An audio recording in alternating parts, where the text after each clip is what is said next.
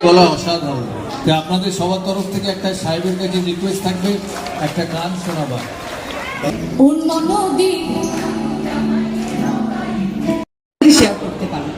ছোটবেলার বর্ষা মানে ছিল ফুটবল।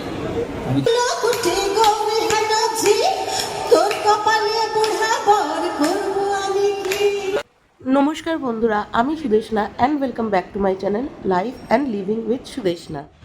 আমরা চলে গেছিলাম নিকো পার্কের একদম পাশে ওয়েস্ট সাইড প্যাভিলিয়নে। এই যে দেখছো, এটা হচ্ছে নিকো পার্কের গেট, আর এর ঠিক পাশেই হচ্ছে ওয়েস্ট সাইড প্যাভিলিয়ন, যেখানে বর্তমান আর ফরচুন আয়োজিত বর্ষামঙ্গল উৎসবটা অনুষ্ঠিত হয়েছিল। আড্ডা পরিবার থেকেই আমরা এই বর্ষামঙ্গল 2025-এর খবরটা জানতে পারি। এখানে এন্ট্রি ফি ছিল 899 পার হেড। তো আমি আর আমার বান্ধবী ঈশানী দুজনে চলে গেছিলাম। আমরা আগে অনলাইনে পেমেন্ট করে দিয়েছিলাম, শুধু আমাদের কনফার্মেশন মেসেজটা দেখিয়ে রেজিস্ট্রেশন কমপ্লিট করে চলে গেছিলাম ওপরে, যেখানে কিনা হচ্ছিল এই সুন্দর অনুষ্ঠানটা।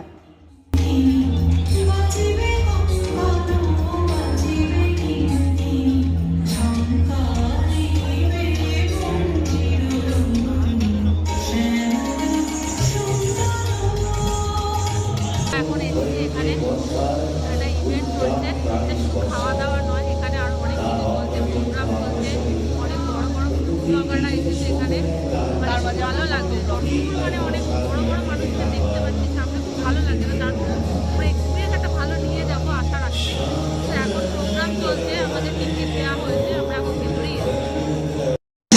ভিডিও শুরুতে তোমাদের যেমন দেখিয়েছিলাম, এক ঝাঁক তারকাদের নিয়ে সকাল 10টার থেকে সন্ধ্যে 6টা অবধি হয়েছিল এই অনুষ্ঠানটা। আর সাথে ছিল জমিয়ে খাওয়া দাওয়া, কুকিং কম্পিটিশন, কুইজ কম্পিটিশন, আরও বিভিন্ন ধরনের প্রোগ্রাম। আপনার নিজে তৈরি করা, তা আপনার তৈরি করা রাখি যখন পড়ছি, আপনার তৈরি করা রান্না কবে খাবো? আপনি কি আজকে কুকিং কম্পিটিশনে যোগ দিয়েছেন?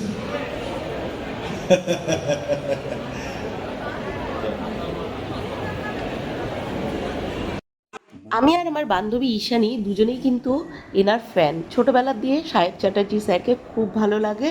তো আজকে এত সামনে থেকে ওনাকে দেখে আর ওনার গান শুনে আমরা সত্যি আপ্লুত পুরো। শ্রাবণ বর্ষণ সঙ্গীতে রিমিঝি রিমিঝি রিমিঝি। পরে ছিল জনপ্রিয় সঙ্গীত শিল্পী পৌশালী ব্যানার্জির পারফরমেন্স, আর ওনার গাওয়া লোকসঙ্গীত কিন্তু জমিয়ে তুলেছিল অনুষ্ঠানটাকে।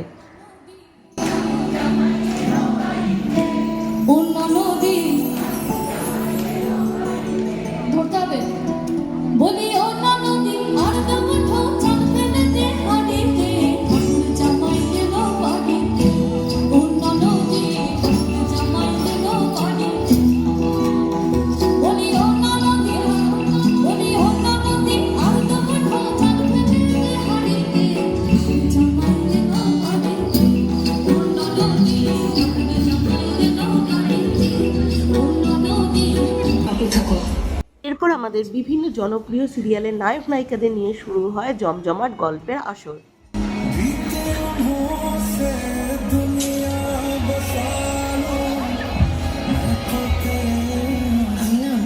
সবাইকে সুস্বাগতম আমাদের আজকের এই ইভেন্টে।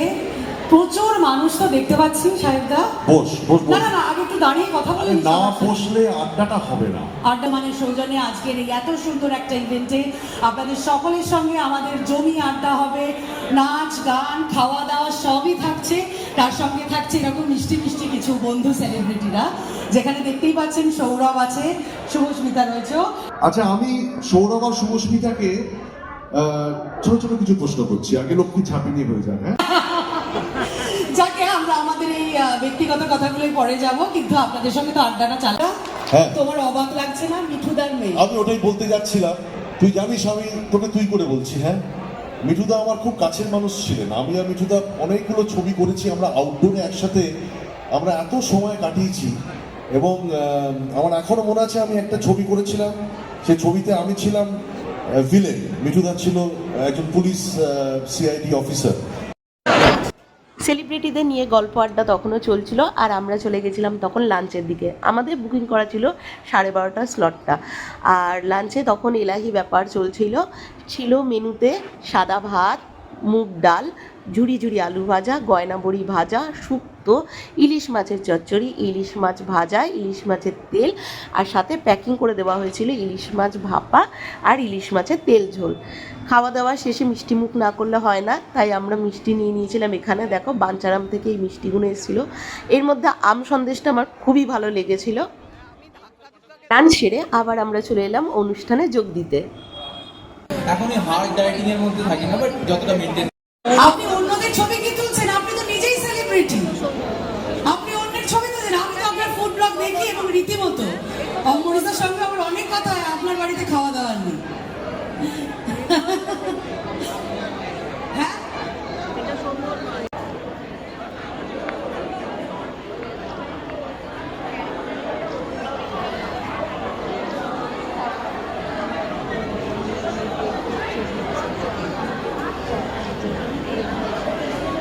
এখানে জিম নিয়ে কথা হচ্ছে, আমি জিম করছি এদের উপরে অনুপ্রেরণাকে আমি এগুলো উদাহরণ দিচ্ছি যে কীভাবে ডেডিকেটেড নিজের জিমের লাইফে সেটা ওখানে উদাহরণ দিতে যাচ্ছি। লাস্ট মান্থ জিমের ফি দিয়েছি, এখনো যাই। কোথাও একটু আলাদা কুসুম তোমার কাছে? এতগুলো চরিত্র অলরেডি করে ফেলেছো। Quick details. To 27 striking holdings and 25 running buses across the city.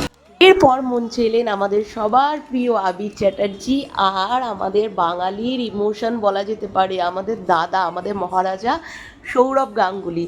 সত্যি অনুষ্ঠানটা এখানেই পুরো সার্থক যেন। এই অনুষ্ঠানের মূল আকর্ষণ কেন্দ্র কিন্তু ছিল এনারাই দুজনে।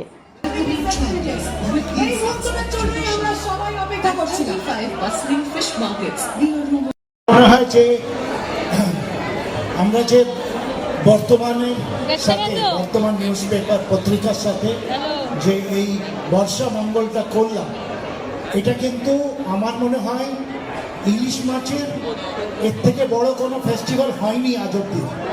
যেদিকে এত লোক একদিনেতে এসে ইলিশ মাছের বিভিন্ন প্রিপারেশন, বিভিন্ন জিনিস খেয়েছে। আর এইটা কিন্তু আমার মনে হয়, আমি আমার টিমকে বললাম যে স্যার, বর্তমান পত্রিকাকে ধন্যবাদ জানাই। সত্যি যেটা অংশুদা বলছিলেন যে এত মানুষ এখানে এসেছেন এবং সেটা ইলিশ এবং ফরচুন সর্ষের তেল সব মিলিয়ে যে কম্বিনেশনটা তৈরি হচ্ছে, অত্যন্ত লোভনীয় একটা কম্বিনেশন। এবার এটা কি শুধুই খাওয়া, মানে শুধুই রসনা, তা নয়। আমরা আগেও বলছিলাম যে ইলিশ মাছ তো শুধু সুস্বাদু মাছ নয়, এটা তার সঙ্গে সঙ্গে অনেক অনুভূতি জড়িয়ে আছে, ইমোশন জড়িয়ে আছে, আমাদের ঐতিহ্য জড়িয়ে আছে, বাঙালিয়ানা জড়িয়ে আছে, বাঙালির গল্প জড়িয়ে আছে, বাঙালির জীবনযাপন। শেয়ার করতে পারেন। ছোটবেলার বর্ষা মানে ছিল ফুটবল। আমি খেলাধুলোর মানুষ, খেলাধুলো খুব পছন্দ। তো বর্ষার কাদা মাঠে ফুটবল ছিল আমার কাছে খুব প্রিয়। বৃষ্টি তো পড়তোই, জলও জমতো, বাড়িতে জলও জমেছে। আর ছোটবেলায় জল জমা মানে সবচেয়ে আনন্দ ছিল স্কুল ছুটি। বর্ষায় বৃষ্টি পড়লে সকালবেলা ঘুম থেকে উঠে আকাশের দিকে তাকিয়ে থাকা, আরেকটু জোরে পড়, আরেকটু জোরে পড়, তাহলে রেনি ডে হয়ে যায়, স্কুলে রেনি ডে হয়ে যাবে। তাই এই দুটো ছিল খুব প্রিয়। আর বাঙালির বর্ষায় ইলিশ, এর থেকে আর প্রিয় তো কিছু হতে পারে না। কারণ বলে না, বৃষ্টি বাড়লে আছে মন হলো মাতাল, কেমন বাঁশি বাজায় শোনো মাঝেতে রাখা। এরপরও বিভিন্ন ডক্টর এবং বিভিন্ন সেলিব্রিটিদের নিয়ে চলতে থাকে এই প্রোগ্রাম। কারো প্রফেশনাল, কারো ফ্যামিলি, কারো পার্সোনাল স্ট্রেস। তো স্ট্রেস হচ্ছে একটা হার্ট অ্যাটাক হওয়ার একটা বড় রিস্ক ফ্যাক্টর আজকের দিনে। আচ্ছা বলুন, হ্যাঁ আপনার কথা এক্ষুনি শুনছি মাসিমা, আপনি ওখান থেকে বলুন। অ্যাকচুয়ালি আমার নতুন একটা কাজ শুরু হয়েছে, শ্রীমান ভগবান দাস, টেলিভিশনে আসছে 25 তারিখ থেকে। তার শুটিং ছিল। আমি দুটো কারণে পৌঁছতে পারি না, এক আমার বউ আটকে দিলে, এক শুটিং আটকে দিলে। অনেক অনেক ধন্যবাদ। বাবা বস, বলতে কি এদিকে বস, এখানে বস না, আমার পাশে গিয়ে। হ্যাঁ রাজন না, মঞ্চ আলো করে এখন বিশ্বনাথ বসু, অপরাজিতা আর্থ। আমরা ভীষণ বন্ধু, হ্যাঁ বুঝতে পেরেছেন? মানে কে কোথায় কবে দুর্বল হয়েছে প্রত্যেকের খবর রাখেন। সৌরভ গাঙ্গুলির সাথে একটা দুপুর কাটানো যে কোনো বাঙালির কাছে বড় প্রাপ্তি। বন্ধু আবির এসেছিল, আর অনেকগুলো মানুষকে বৈশালী ছিল, আমরা একসঙ্গে পেলাম। Thank you. বন্ধু পল্টুর কাছে তো আমি মানে আমরা যে কথাটা কোনোদিন হয়তো অতটুকুও বলতে পারবো না, সেটা আমি পল্টুকে বলতে পারি। পল্টু আমার এটা বন্ধু। সাহেবের সঙ্গে খুব কম এখানে, কিন্তু সাহেব আমার প্রাণের লোক আর মানুষ, এই তিনজন, ওদেরকে না বলা কিছুই নেই। আর আমার ছোটবেলার প্রেম মানে হচ্ছে, আমার না খুব অহংকার ছিল। অপরূপ সুন্দর কাউকে তো দেখিনি গো প্রিয়তমা, মনে রেখো অনুপমা, মনে রেখো। Thank you.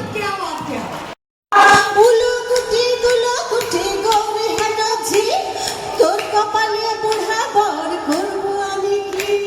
প্রত্যেকে খুব ভালো থাকবেন, আনন্দে থাকবেন। একটু জোরে হাততালি অপরাজিতার জন্য হবে প্লিজ। এরপর মঞ্চে উঠলেন সারেগামা পা খ্যাত দুর্নিবার সাহা। ওদিকে তখন বিকেল হয়ে আসছিল, প্রায় 5:30 বেজে যাচ্ছিল, আর স্ন্যাক্সের কাউন্টার তখনও জাস্ট বসছিল। আমরা স্ন্যাক্সের জন্য ওয়েট করিনি, আমরা চললাম বাড়ির দিকে। অসাধারণ একটা অভিজ্ঞতা নিয়ে দারুণ সুন্দর একটা দিন কাটিয়ে আমরা বাড়ির পথে রওনা দিলাম। তাহলে দেখা হচ্ছে আবার কোনো নেক্সট ভিডিওতে। টাটা।